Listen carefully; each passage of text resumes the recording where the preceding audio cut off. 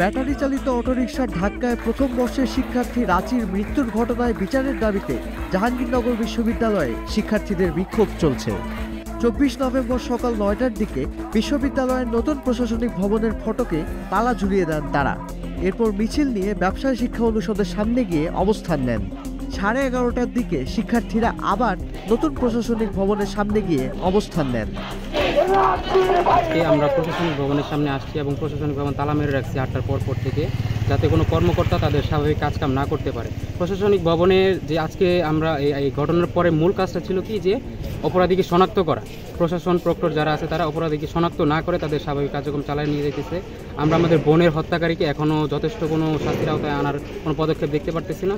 এর জন্য যতদিন পর্যন্ত এই অপরাধীকে শনাক্ত না করা হবে, আমাদের প্রথম দফা এবং দাবি হচ্ছে এটা, যে অপরাধীকে শনাক্ত করতে হবে এবং দৃষ্টান্তমূলক শাস্তি দেওয়ার পরে আমরা আমাদের স্বাভাবিক কার্যক্রম ক্লাসক্রমে আমরা ফিরে যাব।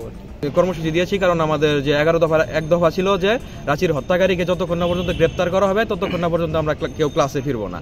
তো আমাদের 2 দিনের আলটিমেটাম দেওয়া ছিল শুক্রবার শনিবার, কিন্তু প্রশাসন কোনো ধরনের দৃশ্যমান কোনো পদক্ষেপ গ্রহণ করেনি। এজন্য আজকে আমরা প্রশাসনিক কার্যক্রম বন্ধ করে দেওয়ার জন্য প্রশাসনিক ভবন তালা দিয়েছি, এমনকি আমাদের যে 53 ব্যাচ ছিল তারা সম্পূর্ণরূপে ক্লাস বর্জন করছে। 19 নভেম্বর সন্ধ্যায় জাবি ক্যাম্পাসেই ব্যাটারি চালিত অটোরিকশার ধাক্কায় নিহত হন মার্কেটিং বিভাগের প্রথম বর্ষের শিক্ষার্থী আফসানা করিম রাঁচি। প্রতিবাদে শিক্ষার্থীদের দেওয়া 11 দফা দাবিগুলোর মধ্যে আছে রিকশাওয়ালাকে শনাক্ত করে শাস্তির আওতায় নিয়ে আসা। শিক্ষার্থীরা জানান, 2 দিন সময় বেঁধে দেওয়ার পরও কোনো পদক্ষেপ দেখতে না পাওয়ায় তারা প্রশাসনিক ভবনে তালা দেওয়ার সিদ্ধান্ত নিয়েছেন।